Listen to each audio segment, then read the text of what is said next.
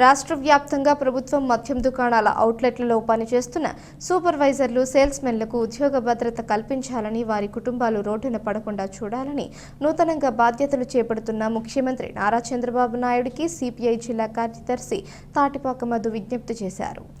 నూతనంగా అధికారంలోకి వచ్చిన ఎన్డీఏ కూటమి ప్రభుత్వం నూతన మద్యం పాలసీ విధానాన్ని తీసుకుని రావడం వారి ఇష్టమని, అయితే గతంలో జాయింట్ కలెక్టర్ల ద్వారా అవుట్సోర్సింగ్ ప్రాతిపదికన మద్యం దుకాణాల అవుట్లెట్లలో నియమితులైన సూపర్వైజర్లు, సేల్స్మెన్ల కుటుంబాలను ఆదుకోవాలని మధు విజ్ఞప్తి చేశారు.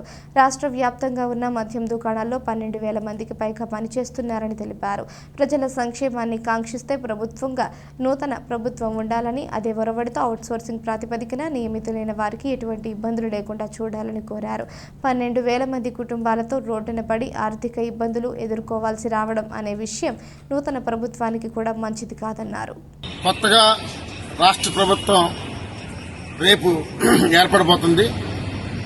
అయితే గత 4-5 రోజులుగా వివిధ పత్రికల్లో, సోషల్ మీడియాలో నూతన మద్యం పాలసీ ఒకటి ప్రవేశపెడతారు. మళ్ళా పాత విధానాన్నే, అంటే టెండర్ రూపంలోనే వస్తుందని ఒక వినికిడి వినబడుతుంది. అది ప్రభుత్వం ఇష్టం. మద్యం పాలసీ ఎలా ఉండాలనేది ఏ ప్రభుత్వం ఇష్టం.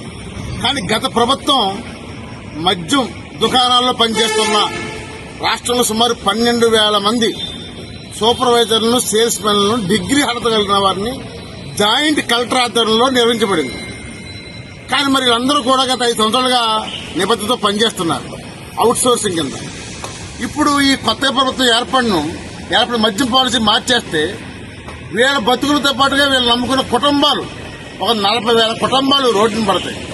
అందుకనే ముఖ్యమంత్రి చంద్రబాబు గారికి, పవన్ కళ్యాణ్ గారికి, మీరు అందరూ మంచి చేస్తారని మేము నమ్ముతున్నాము. మంచే చేస్తారు మీరు, మాకు ఆ నమ్మకం ఉంది. కావున మీరు దయచేసి మా అందరికీ ఈ రాష్ట్రంలో మద్యం దుకాణంలో పనిచేస్తున్న సూపర్వైజర్లకు, సేల్స్మెన్లకు, వాచ్మెన్లకి అందరికీ ఉద్యోగ భద్రత కల్పించాలని కోరుతున్నాం. మీరు అది చేయకపోతే మాత్రం మేము మరలా 13 తరగతి సమావేశం అయ్యి ఒక నిర్ణయం తీసుకుంటామని తెలియజేస్తున్నాం. Tatipaka Madhu, Andhra Pradesh state beverage employees union రాష్ట్ర అధ్యక్షులు.